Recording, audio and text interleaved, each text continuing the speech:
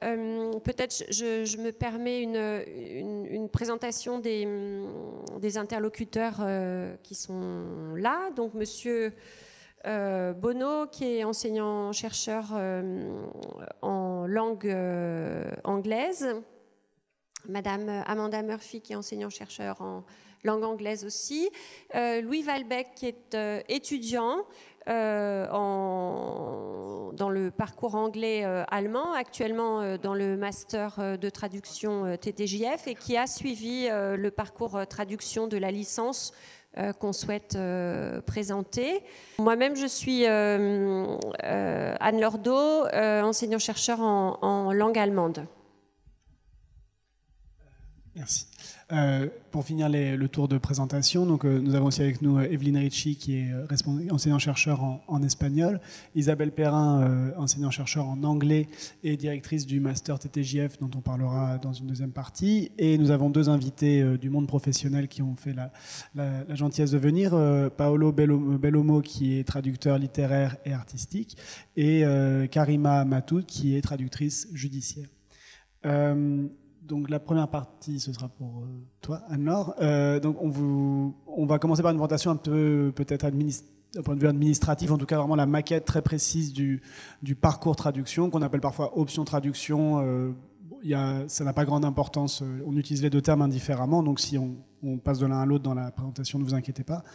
Et donc Anne-Laure va se charger de vous présenter un diaporama des UE spécifiques à ce parcours, ce qu'on y fait concrètement. Merci. Donc, quels sont les UE qui sont spécifiques du coup à ce parcours traduction? Vous avez en haut de la diapositive les 6 UE qui sont en fait 2 UE de langue A en anglais, 2 UE équivalentes mais en langue B, et puis sur le français des UE de linguistique. Donc une traduction spécialisée en anglais et dans votre langue B. Quand je parle de la langue B, c'est l'espagnol, l'allemand, le chinois, selon votre spécialité. Et puis une UE de terminologie et lexicologie, là aussi, une fois en anglais et une fois en langue B.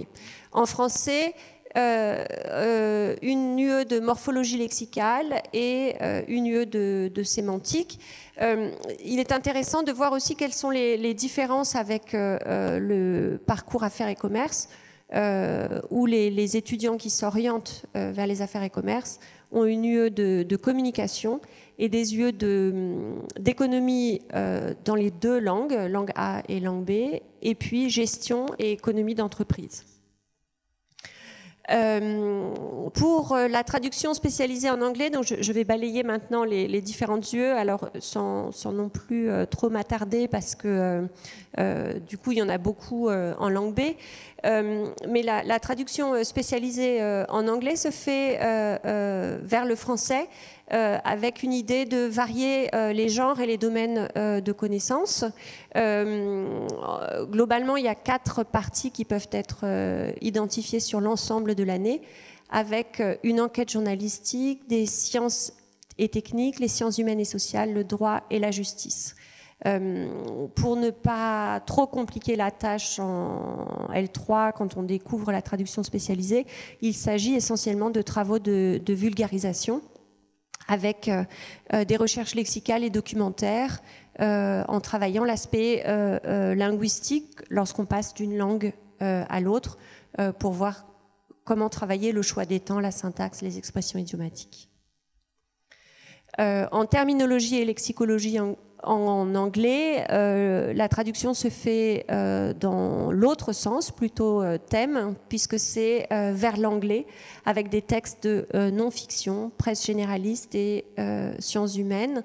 On s'intéresse à la maîtrise des procédés de traduction et on cherche à vous sensibiliser sur les genres textuels et les différents domaines des sciences humaines. pour les 2 UE de linguistique en français. Donc une UE de morphologie lexicale. Quand on parle de morphologie, en fait, on s'intéresse à la formation des mots.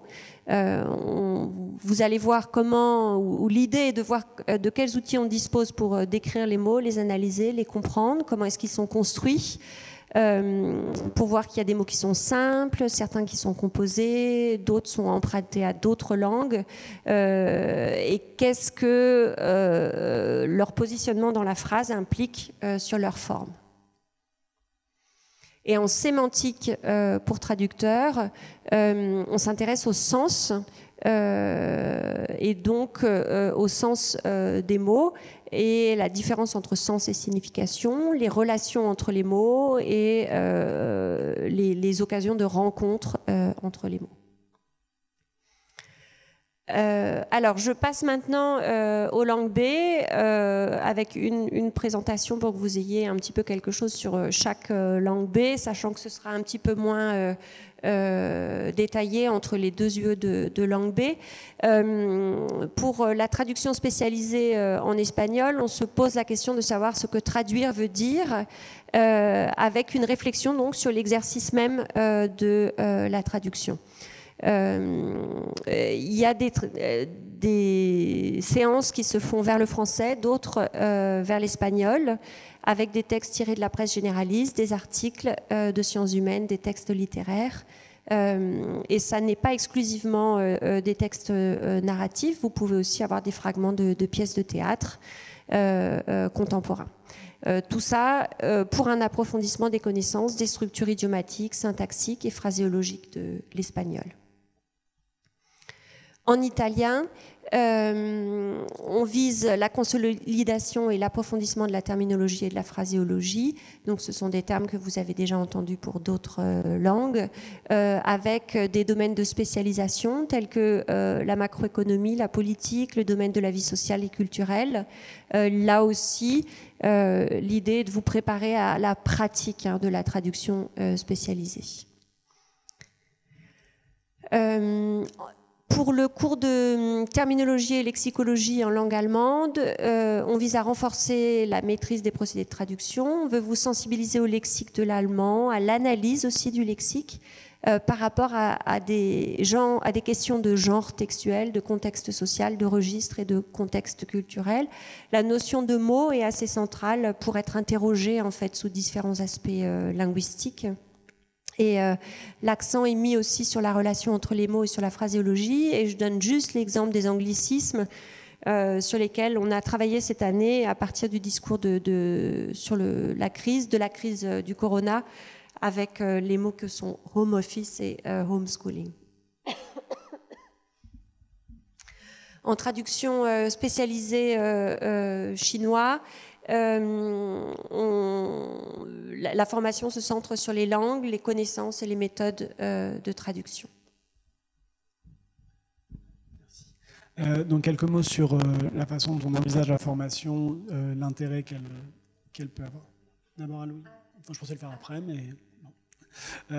Donc, en tout cas, les compétences visées un peu rapidement, en partant d'un constat peut-être, on va dire, optimiste, qui est que la traduction automatique, la traduction par ordinateur existe certes, mais est encore imparfaite, et que le traducteur humain a encore beaucoup de choses à faire, et l'étudiant en traduction a encore beaucoup de choses à découvrir et à trouver par lui-même ou par elle-même. Donc, on vous donne un petit exemple ici, un peu anecdotique. L'idée étant que le traducteur ne traduira pas comme une machine et que la machine, de ce fait, ne pourra pas entièrement le remplacer. À plus court terme, voilà ce qu'on cherche à développer dans l'ensemble des cours. On l'a résumé en quatre points. Donc on a beaucoup parlé de la découverte des procédés de traduction, le fait qu'on ne traduit pas mot à mot, terme à terme, mais qu'il y a un réagencement, un réaménagement de la langue, qui en fait fait émerger des spécificités de la langue source, donc l'anglais ou votre langue B, et de la langue cible, donc vers le français. Donc on peut séparer ces temps, le temps de lecture et le temps d'écriture, puisque finalement traduire c'est ça. Et on est évidemment amené à travailler les textes au plus près, s'interroger sur la valeur d'un mot, la valeur d'un temps, d'un aspect, d'une construction syntaxique, etc. Et on s'interroge toujours en action, en cherchant à le rendre en français de façon aussi idiomatique que possible. Ce que vous avez pu remarquer dans la présentation des cours, c'est qu'on s'appuie vraiment sur des textes du monde contemporain généralement. En tout cas, on a un ancrage dans la culture de la langue source. C'est aussi l'occasion d'apprendre des choses, de parfaire votre connaissance des aires culturelles qui vous intéressent dans votre diplôme. Et on n'a pas des textes hors sol ou complètement dépourvus de contexte. On creuse aussi l'aspect culturel parce qu'il informe aussi la façon de traduire. Donc c'est un parcours pour être en quelque sorte technicien de la langue, certes, mais aussi d'une langue, encore une fois, appliquée, c'est le principe du diplôme, une langue en contexte, et donc approfondir beaucoup de choses sur le contexte culturel, les institutions, la société, etc. Enfin, c'est peut-être quelque chose qu'on envisage moins quand on s'intéresse à ce parcours au départ, mais il y a un travail sur le français qui est régulier. On travaille son écriture en français, on reprend beaucoup de choses en grammaire, en orthographe, dans le lexique, les nuances entre un terme et un autre terme, les nuances de l'emploi d'un temps, d'un passé composé contre un passé simple, etc. Donc on parle beaucoup du français aussi, ce qui peut être intéressant quel que soit votre profil linguistique, votre langue première, votre langue seconde, etc. Et donc c'est aussi un exercice par lequel on travaille ces qualités rédactionnelles qui sont des qualités qui peuvent être très intéressantes pour vous pour la suite. Et après cette petite promotion, je vais demander à Louis de confirmer tout ça, ou en tout cas de dire ce qu'il en a pensé. Donc Louis était étudiant dans le parcours en anglais-allemand l'an dernier. Du coup, bonjour. En très gros, en L2, vous savez très bien ce que vous avez, ce que vous voyez, et qui est assez intéressant, sur lequel je trouve qu'on n'a pas trop insisté ici, c'est qu'au niveau des deux langues, langue A et langue B, à chaque fois, ce sont des choses qui se rejoignent. Ce que vous allez voir, par exemple, à travers la crise du coronavirus en anglais, vous allez le voir, mais d'un autre point de vue. Donc pour ma part en allemand, mais ça peut être chinois, espagnol, selon votre langue B. Et là, ça devient très intéressant, c'est que ce sont des cours où tout est lié. Ce que vous allez voir en économie, en macroéconomie, en droit, du coup en traduction, en version, en thème.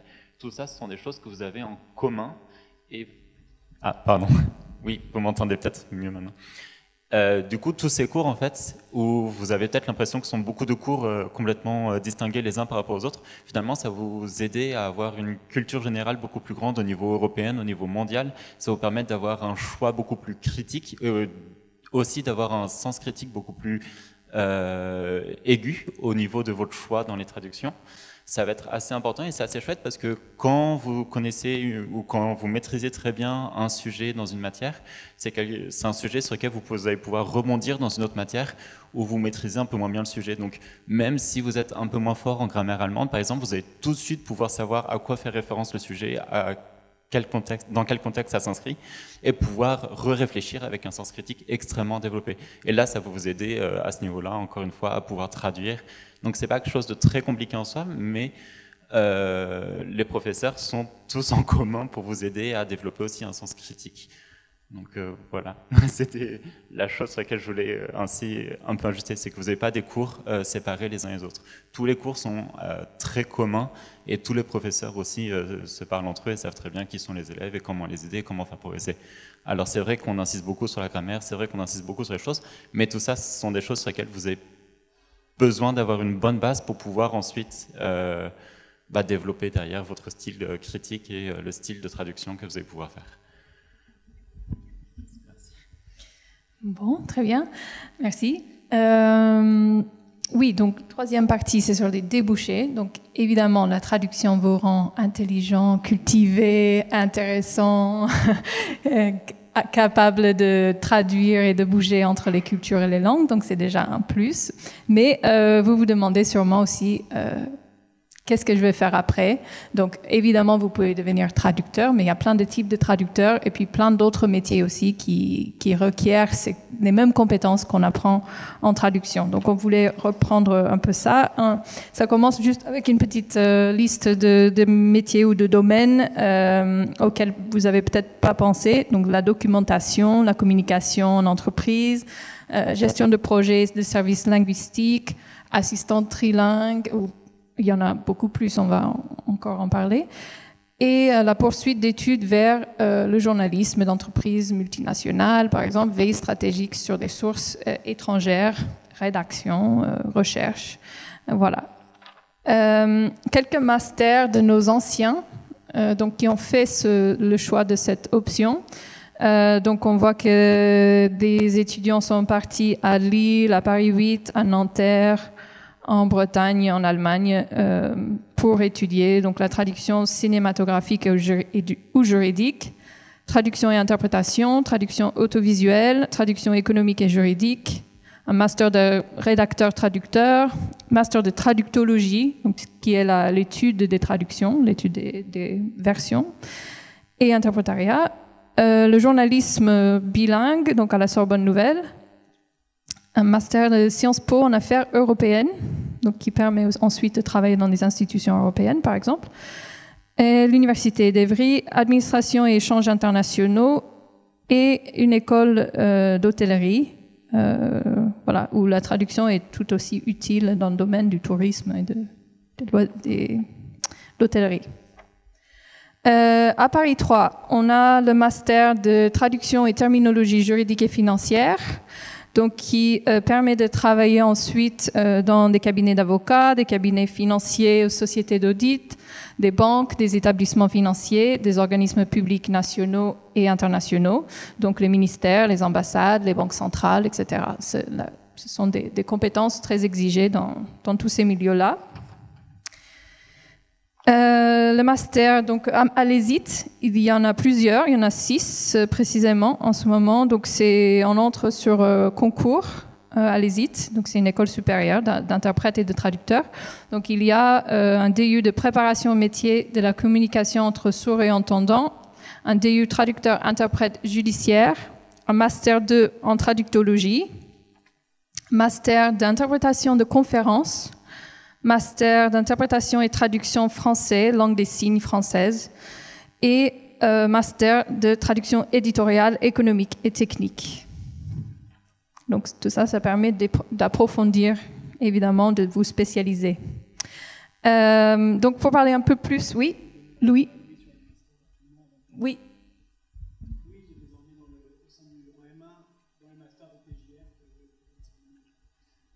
Du coup, sur le Master 1 TTJF, par rapport à L3, on reprend une même base au niveau des cours de traduction. Par contre, on rentre beaucoup plus au cœur de la langue. On a la linguistique de façon très appliquée. Et encore une fois, ce sont des cours qui sont extrêmement communs. Quand on a de l'économie, on retrouve les mêmes bases d'économie dans les traductions économiques. Quand on a du droit, on retrouve les mêmes bases de droit dans les traductions juridiques.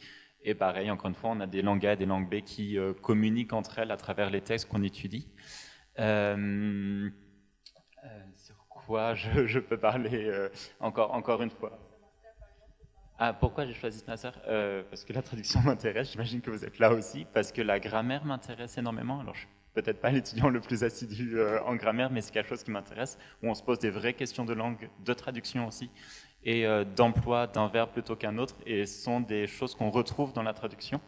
Enfin, du coup, ce qu'on retrouve en grammaire, c'est vital et extrêmement important en traduction, et on est obligé de se reposer les questions à ce moment-là. Là où c'est important aussi, c'est au niveau des débouchés. Je ne sais pas si je peux en parler encore tout de suite, mais de mon côté, j'ai une famille assez littéraire et j'ai mon beau-frère qui est traducteur à l'ONU.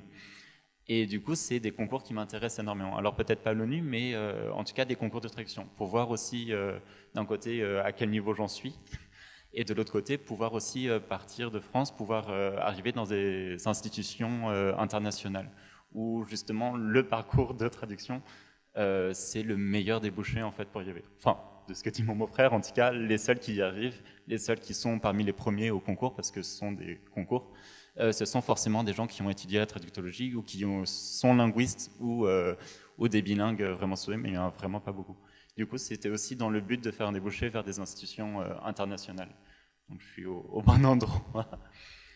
Donc on va écouter un autre spécialiste de la traduction dans une autre branche, donc Paolo, qui est traducteur littéraire spécialisé dans le domaine artistique. Donc si tu peux nous parler un peu de la façon dont tu travailles, ton couple de langues, voilà. Oui, je vais peut-être commencer tout brièvement par mon parcours. J'ai un parcours plutôt littéraire à la base. Je viens d'Italie avec une licence en littérature parcours théâtre. J'ai fait un master en traduction, celui de Paris 8 évoqué par Amanda. Ensuite, j'ai fait pour le plaisir une thèse en littérature comparée. Et en ce moment, je suis traducteur littéraire et pour le théâtre, et libraire en même temps. Je vous explique déjà ce choix de ma part. Pour moi, le travail, c'est aussi une question de geste, de posture au quotidien. J'avais pas envie de passer toute ma vie derrière un ordinateur. C'est pour ça que quand je me suis confronté à la possibilité d'être à la fois traducteur technique et traducteur littéraire, parce que traducteur technique apporte quand même plus d'argent que libraire, je me suis dit, je vais préférer être libraire, être debout, interagir avec les gens autour de moi, être dans d'autres gestes et postures, plutôt qu'être derrière mon ordinateur. Et surtout, ça m'a apporté aussi une vision de ce qu'était la chaîne du livre. Ça m'a permis d'ailleurs de rencontrer des éditeurs avec qui j'ai travaillé après, le fait d'être libraire. Et du coup, je traduis dans les deux sens. Je traduis vers l'italien et vers le français. Du coup, on a dû vous dire souvent qu'on traduit uniquement vers sa propre langue maternelle. Mais comme disait Monsieur Bonneau tout à l'heure, les ordinateurs ne nous remplacent pas. Et en réalité, si j'ai choisi d'être traducteur, parce que moi, ce qui m'intéresse avant tout, c'est l'expérience de la traduction. C'est-à-dire que ce soit aussi sur des questions techniques, comme évoqué tout à l'heure, ma passion réside dans le fait de traverser en fait ce passage d'une langue à l'autre, et quand je le fais avec des auteurs que j'apprécie tout particulièrement, cette expérience, je la trouve extraordinaire. Et le fait de traduire vers une langue qui n'est pas ma langue maternelle me permet aussi de faire l'expérience de la traduction avec quelqu'un d'autre, c'est-à-dire que je traduis à quatre mains, chose que je fais aussi vers ma langue maternelle souvent. Pareil, j'ai pas choisi l'argent là-dessus parce que du coup, on se partage les recettes avec mes confrères traducteurs, mais c'est plutôt un choix de plaisir que j'ai fait. Et je vous disais pourquoi j'ai pensé traduction technique et traduction littéraire ou libraire et traduction, parce que quand on démarre, vous devez penser à avoir soit assez argent de côté pour démarrer et prévoir une petite année, une année et demie où le démarchage est un peu lent et vous n'êtes pas rémunéré tout de suite. Ça prend un petit peu de temps pour pouvoir vivre uniquement de la traduction, mais j'ai plein de collègues qui le font et qui apprécient ça. Et il y a différents dispositifs, après si vous avez des questions, qui sont mis en place et par Pôle emploi, mais aussi par des structures comme le Centre national du livre, des bourses, des résidences, des choses comme ça. Sur quoi vous voulez que...